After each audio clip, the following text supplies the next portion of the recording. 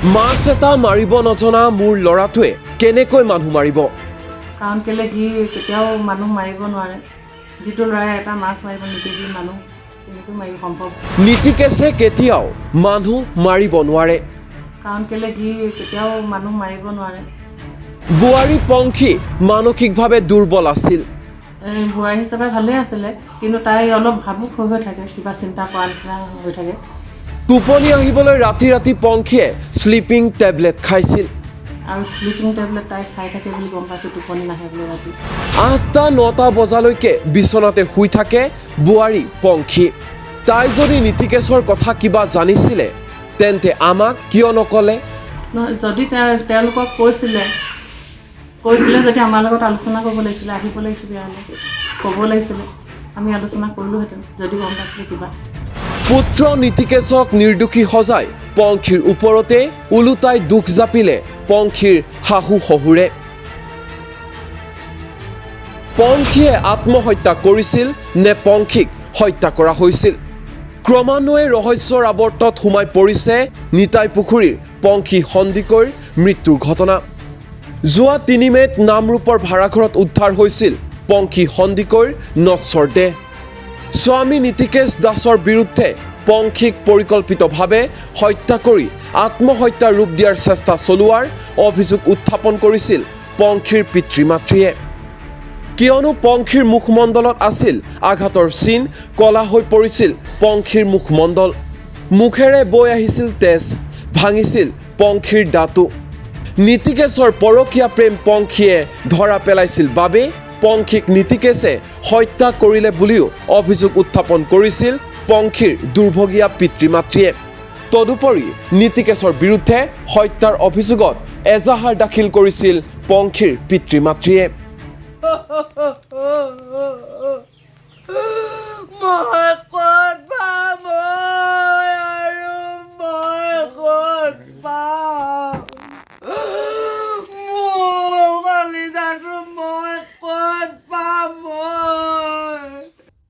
ছোৱালীজনীৰ নাম পংখী সন্দিকৈ। তাই 3 অক্টোবৰত বিয়া হৈছে 23-ৰ। এতিয়া ইয়াত 24 মে' 3 তাৰিখে 6 মাহ হৈছেহে। 6 মাহ হৈছেহে তাই। সাপেহাতী 2 নং কঠীয়াখুন্দা গাঁৱৰ নীতিকেশ দাস, হৰেশ দাস আৰু দেৱযানী বৰুৱা দাসৰ একমাত্ৰ পুত্ৰ নীতিকেশ দাসৰ সৈতে বিয়া হৈছিলে তাই। এতিয়া সিহঁতি ভাল পোৱাই আছিলে। আমি তথাপি সমাজৰ যোগেদি আমি বিয়া দিছিলোঁ, কিন্তু সেই ভাল পোৱা মিছা আছিল। তাই বুজি নাপালে, মোৰ ছোৱালীজনীয়ে। আমিও বুজি নাপালোঁ। বিয়াৰ পাছত প্ৰথমে ভালেই গৈছিলে, কিন্তু এদিন কাজিয়া কৰিছিলে মাঘৰ বিহুত। শাহুৱেকৰ লগত থাকোঁতে সি মদ্যপান কৰাৰ কাৰণে। তাৰপাছত ভালেই। তাৰপৰা যেতিয়া ফেব্ৰুৱাৰীৰ পৰা নামৰূপৰ কোৱাৰ্টাৰত থাকিবলৈ লৈ পঢ়াৰ কাৰণে ছোৱালীজনীয়ে যাবলৈ বিচৰা নাছিলে কোৱাৰ্টাৰলৈ। তাই ঘৰৰ স্কুটি নি ল'ম বুলি কৈছিলে। শাহুৱেকেও স্কুটি এখন কিনাৰ কথা কৈছিলে। সি স্কুটিত যাব নালাগে বুলি ৰুম ল'বলৈ সিয়ে সিদ্ধান্ত কৰিছিলে। আৰু সেই ফেব্ৰুৱাৰী মাহৰ পৰা ৰুমত আছে, কোন তাৰিখৰ পৰা ৰুমত থকাৰ পৰা সিহঁতি এটা কথাত খুটুক খাটাক লাগিছে, তাৰ বেলেগ ছোৱালীৰ লগত সম্পৰ্ক আছে। এদিন মোক জনাইছিলে, মই কৈছোঁ তই দেখিছিলি নি? প্ৰথম দিনা তাই দেখা নাই, কিন্তু মোবাইল চুবলৈ নিদিয়ে, মোবাইলটো লুকুৱাই থয়, তেনেকৈ কৈছিলে।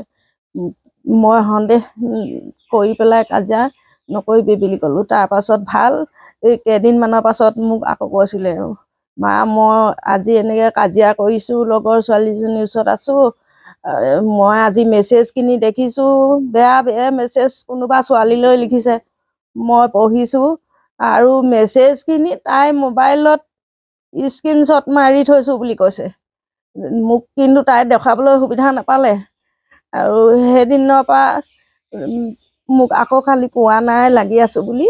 তাই খালি কৈছিলে মই ঘৰত যাই দীঘলীয়াকৈ থাকিম এবাৰ দেই, এবাৰো থাকিবলৈ দীঘলীয়াকৈ পোৱা নাই। তাৰপৰা সিদিনা আহিব পিছত ক'লে নহয় ই বেলেগ গাড়ীটো যাব নালাগে কৈছে, নিজে থ'বলৈ তাৰ ডিউটি সময় নাই, ইলেকশ্যনৰ দিনাই সি ভোট দি পিনাই মোক লৈ যাব। মোৰ হ'ব তহঁতৰ সুবিধা, এনেকৈ আহিলে দুৰাতি থাকিলে যদিও সি এনি টাইম তাইৰ লগত থাকে। পাকঘৰলৈ গ'লেও যাব, শোৱাৰ ভিতৰত থাকিলেও যাব, সিও ওলাই নাযায়, তাইকো অকণো এৰি নিদিয়ে। তেনেকৈ ইমান বেছি কথা ক'বলৈ নাপালে তাই। খালি এটাই কথা, ডন হয় বুলি কৈছে, মাত্ৰ লোকৰ ছোৱালীৰ লগত তাৰ সম্পৰ্ক থকাৰ কাৰণে ডন হৈছে, এদিন হাত দাঙিছে এনেকৈ কৈছে। অন্য কথা নহয়। খালি আৰু টকা পইচাৰ ক্ষেত্ৰত কৈছে তাৰ দৰমহাবিলাক মাহটো যোৱা নমৰে, ক'ৰবাত ধাৰ মাৰে, সৰহভাগ পইচাই ধাৰ মাৰে, দৰমহাটো সোমোৱাৰ লগে লগে সি ধাৰ মাৰে। ক'ত ধাৰ মাৰে মই নাজানো। তাৰপৰা এদিন পিছত নতুনতে 3 মাহমানৰ পাছত কৈছে কোনোবা ছোৱালী বোলে আগতে ভাল পোৱা লেট্ৰিন বাথৰুমলৈকে বনাই দিছিলে, সেইবোৰ ধাৰ মাৰে। এতিয়া তই আগতে নাজানিলি শুন কৈছোঁ, তই কি কৰিবি, একো নহয় দিয়া, ধাৰবোৰ মাৰি থাকক আৰু সি এনেকৈ বুলি কৈছে। তাই ইনকম সেই বুলি ক'লে। তাৰপৰা কিন্তু তাইক টকা পইচাৰ অভাৱ দিয়া নাছিলে, তাইক চাগে মৰমৰ অভাৱ দিলে। আৰু সিহঁতি ডন লাগিছে মোক মই জনাত অকল লোকৰ ছোৱালীৰ লগত তাৰ সম্পৰ্ক থকাটোৱে। এতিয়া মোৰ ক'বলৈ কি আছে, মোৰ এডোখৰ মঙহ খাই পেলালে সি উচিত শাস্তি পাওক। মোৰ বুকু জুই কৰা তাৰ মাক বাপেকে পাওক। তাৰ মাক বাপেকো সেই চিধা জুই কৰা জ্বলক তাৰ মাক বাপেকৰ বুকুত। সি মোৰ ছোৱালীজনীক যেনেকৈ শেষ কৰিলে সিও শেষ হওক, তাক আইনে উচিত শাস্তি দিয়ক। সি ছোৱালীজনীক ইমান মাৰিছে, মই চাবলৈ গৈছো, এইবোৰ কোলা আঙুলিকেইটা বহি আছে, এইভাগে তেজ বৈ আছে, এইভাগে দাঁত ভগা, গোটেইবোৰ কোলা। তাই কেতিয়াও নিজে তেনেকুৱা নাই কৰা, কেতিয়াও নাই কৰা। তাই কিমান নিষ্ঠুৰকে সি মাৰি পেলালে, ইমান নিষ্ঠুৰকে সি মাৰি পেলালে মোৰ। কি হৈছিলে মানে যোৱা অক্টোবৰ মাহৰ 2023 চনৰ অক্টোবৰ মাহৰ 3 তাৰিখে মোৰ কন্যা পংখী সন্দিকৈ সাপেখাতি 2 নং কঠীয়াখন্দা গাঁৱৰ নিবাসী হৰেণ দাসৰ পুত্ৰ নিধিকেশ দাসৰ লগত সামাজিকভাৱে বিবাহ দিয়া হৈছিলে।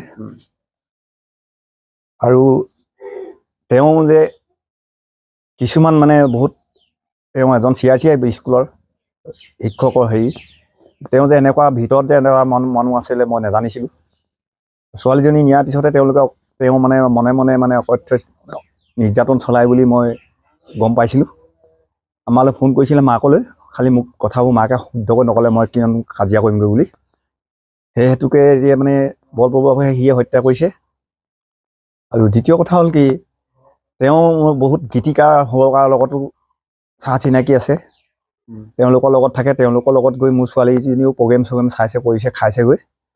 সেই গীতিকাৰ সুৰকাৰসকলেও যাতে মানে চিন্তা কৰে যে পংখী কি আছিলে আৰু তাইক কেলেই এনেকুৱা কৰিলে, কিয় মাৰিলে, এইটো তেওঁলোকেও যাতে মানে তাক ত্যাগ কৰি তাৰ মানে সুব্যৱস্থা কৰিব লাগে, মানে দোষীক মানে দণ্ড দিয়া ব্যৱস্থাটো কৰিব লাগে। সেই গায়কসকললৈও মই অনুৰোধ জনাইছোঁ। মই মানে কি হ'ল, মোৰ ছোৱালীজনী সৎ সাহসী, তাই কি কম্ফু শিকা ছোৱালী। জয়সাগৰহেন কলেজত আমাৰ এই দৈচিকা গাঁৱৰ পৰা গৈ খেতিপথাৰ বোকা মাটিৰ পৰা গৈ তাই এছিষ্টেণ্ট জেনেৰেল ছেক্ৰেটৰী হৈ কাৰ্যকাল চলাই আহিলে ৰাইজৰ লগত। হীৰক জয়ন্তী পাতি থৈ আহিলে 75 বছৰীয়া। এই তাত 75 বছৰীয়া হীৰক জয়ন্তীতে সেই ল'ৰাজনক লগ পাইছিলে, সিও ইংৰাজীত আছিলে বুলি, ইংৰাজীত মেজৰ আছিলে বুলি তাকো মাতিছিলে প্ৰাক্তন ছাত্ৰ বুলি। সেনেকৈ চিনাকি হৈ 3 মাহৰ ভিতৰত তেওঁলোকে ভাল পোৱা পুৰি হৈ বিয়া সোমাইছিলে। কিন্তু এইটো হ'ব বুলি আমিও ভবা নাছিলোঁ।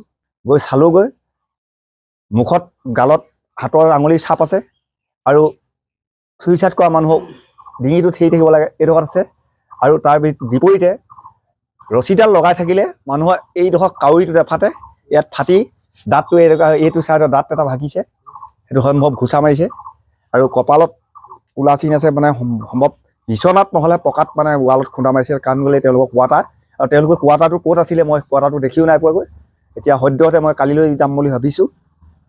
মানে আমি দোষীক উচিত শাস্তি হ'বই লাগিব আৰু ভৱিষ্যত প্ৰজন্মৰ ভৱিষ্যতৰ আমাৰ কন্যাবোৰে যাতে এনেকুৱা নৰপিশাচক ভাল পায় বা বিয়া ধুনীয়াকৈ সোমাই হ'লেও স্বামী বৰণ কৰি ভৱিষ্যত প্ৰজন্মখিনিক যেন শেষ কৰিব নোৱাৰে তেহেঁতৰ লিখীয়া মানে নৰপিশাচ এটাহেঁতে মদ খাই লৈ এনেকৈ দিনত হেৰি কৰি ৰাতি বেলেগ এটা ৰূপ দেখুৱায় সেইটো দৃষ্টান্তমূলক শাস্তি দিব লাগে সেয়ে প্ৰাৰ্থনা আৰু ভৱিষ্যত প্ৰজন্মৰ মোৰ কন্যাসকল যিসকল আমাৰ অসমবাসী যিখিনি কন্যা আছে সকলোখিনিয়ে যাতে চাই চিতিয়ে বিবাহ পাশত আবদ্ধ হয় সেইটোকে মই অনুৰোধ জনাওঁ কিন্তু ইয়াৰ মাজতে এইবাৰ পংখীৰ মৃত্যুক লৈ মুখ খুলিছে পংখীৰ শাহু শহুৰ তথা নীতিকেশৰ পিতৃ মাতৃয়ে নিজৰ পুত্ৰক সমৰ্থন জনাই ওলোটাই পংখীৰ ওপৰতহে দুখ ঠেলি দিয়া দেখা পোৱা গ'ল নীতিকেশৰ পিতৃ মাতৃক পংখীক মানসিকভাৱে দুৰ্বল আখ্যা দি নিজ পুত্ৰই মানুহ মৰা কাম কাহানিও কৰিব নোৱাৰে বুলি মন্তব্য কৰিলে নীতিকেশৰ পিতৃ মাতৃয়ে হত্যা কৰিছে বুলি কৈছেতো মই কেতিয়াও সেইটো কথা সময়ত মই হেৰি নকৰোঁ যিহেতু মই তাক দেখা নাই তেওঁলোকৰ কথা মতে মই যিটো গম পাইছোঁ ল'ৰাটো কেতিয়াও সেইটো কাম কৰিবলৈ নালাগে আৰু যদি কৰিছে সি উচিত শাস্তি পাওক মইতো নাজানো মই ইমান ধৰণে তাইক ছোৱালীজনী মৰম কৰি মোৰ নিজৰ ছোৱালীতকৈ মই তাইক বেছি ভাল পাইছিলোঁ আৰু যেনেধৰণে তেওঁলোকৰ ঘৰৰ পৰা খুজি পাইছোঁ মই তেনেকৈ তাতকৈ অতি যিটো তেওঁলোকৰ দেউতাকে যেনেকৈ কৈ পঠিয়াইছে মাক দেউতাকে মই তাতকৈ তেওঁক বহুতভাৱে মৰম কৰিছিলোঁ মোৰ ছোৱালী হিচাপে কোনো এটা টুট পৰিবলৈ মই তাইক নকৈছিলোঁ যেনেধৰণে তেওঁ 8-9টা বজালৈকে শুই থাকে মই কেতিয়াও বিচনাৰ পৰা উঠা নাছিলোঁ তেওঁলোকৰ বুঢ়ী শাহু বিয়নীয়ে মোক কৈছিলে যে এই ভূতটো কেলৈ ল'বলৈ এই নুশুৱে 8টা 9টা 10টা বজালৈকে উঠিছা বিচনাতে থাকে তোক কি কৰি খুৱাবগৈ তেওঁলোকৰ বুঢ়ী আইতাকে মোক তেনেকৈ কৈছে আইতা মোক কাম কৰি খুৱাব নাই নিজৰ জীৱনটো নিজে গঢ়াটোৱে মই চেষ্টা কৰিছিলোঁ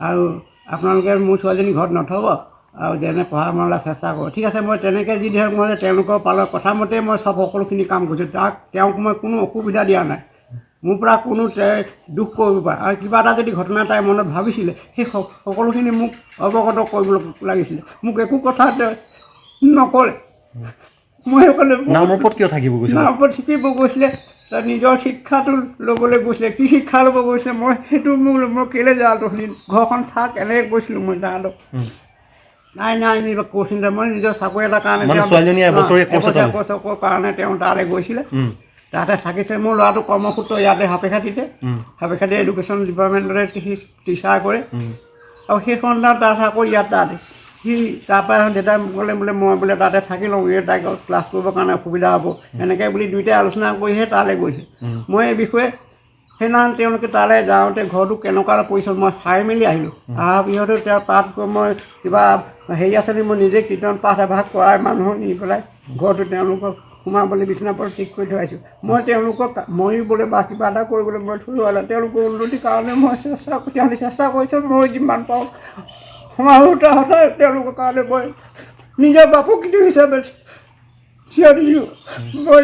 এতিয়া মানে কয় যে আপোনাৰ ল'ৰাজনৰ কিবা পৰকীয়া সম্পৰ্ক আছে মই সেইবিলাক কথা নাজানো কাৰণ কৈছিলে নি ছোৱালীজনীয়ে মোক একো কথা নকয় তাৰ বিষয়ে মোক আজিলৈকে একো তাই বোলে দেউতা আপোনাৰ ল'ৰাটো এনেকুৱা মোক একো কথা কোৱা নাই কিন্তু তাই যদি গম পাইছিলে মোক কওক যে আপোনাৰ ল'ৰাই মোক এনেকুৱা কৈছিলে আপুনি কি এনেকৈ কৈছে দেউতা মোক এইবোৰ কথা কোনোদিনো তাই মোক অভিযোগ পালে মই তাইক এনেকৈ কৈছোঁ তহঁতি ভালে থাকিবি দেই কোনো কাজিয়া নকৰিবি সদায় মই সেইটোকে পৰামৰ্শ দিম ঘৰলৈ আহিলে মানে আৰু মোৰ লগত তেনেকৈ কথাও তেনেধৰণে মানে এইটোকে পাতোঁ মৰম চেনেহে কৰোঁ খোৱা বোৱা কৰোঁ ৰাতি 8টা বজাত মাকলৈকে ভাত পানী ৰান্ধে 8টা 9টা বজালৈকে তেওঁ বিচনাতেই থাকে নুশুৱে বাঢ়ি কৰা কাপোৰ কানি তেওঁলোকে মাকে চব কৰে ভাত পানী ৰান্ধি খুৱাই আকৌ থৈ যায় দুইজনে আমাকে মোক খুৱাই মই নিজৰ ডিউটি কামলৈ যাওঁ দোকানলৈ তেওঁ স্কুল কৰিবলৈ যায় তেওঁলোকৰ কাৰণে ৰান্ধি বাঢ়ি সকলোখিনি তাতে থৈ আহে তাই খুব ভালেই কৰিছিলে মই তাক কোনো বেয়া বুলি কেতিয়াও স্বীকাৰ নকৰোঁ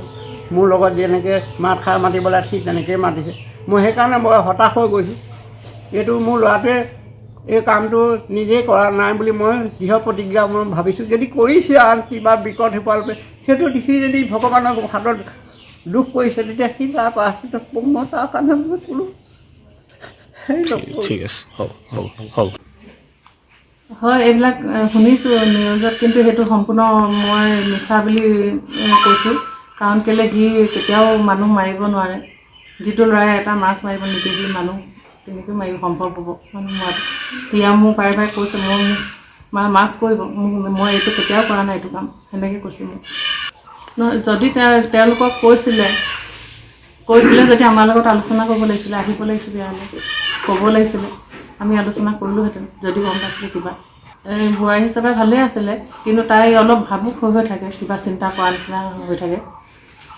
আৰু স্লিপিং টেবলেট তাই খাই থাকে বুলি গম পাইছোঁ টোপনি নাহে বোলে ৰাতি সমগ্ৰ বিষয়টো এতিয়া তদন্ত হওক যদি মোৰ ল'ৰা দুখী আছে শাস্তি হওক কিন্তু নীতিকেশৰ পিতৃ মাতৃৰ এই মন্তব্যৰ পিছতেই কেতবোৰ প্ৰশ্ন উত্থাপন হৈছে যদিহে পংখী আত্মহত্যা কৰিছে তেনেহ'লে মুখমণ্ডলত কেনেকৈ আঘাতৰ চিন আছিল কেনেকৈ পংখীৰ দাঁত ভাঙিল কেনেকৈ ওলাল পংখীৰ মুখৰ পৰা তেজ পংখীৰ মুখৰ এটা অংশ কিয় কলা পৰিছিল যোৱা সমগ্ৰ ঘটনাক কেন্দ্ৰ কৰি তদন্ত অব্যাহত ৰাখিছে আৰক্ষীয়ে আৰক্ষীৰ অনুসন্ধানৰ পিছতহে পোহৰলৈ আহিব কোন সঁচা কোন মিছা আনহাতে ইতিমধ্যে জেললৈ প্ৰেৰণ কৰা অভিযুক্ত নীতিকেশক আৰু কঠোৰ শাস্তি বিহিবলৈ দাবী উত্থাপন কৰিছে বিভিন্ন দল সংগঠনৰ লগতে ৰাজ্যবাসীয়ে নিউজ ডেস্ক এনি টক্স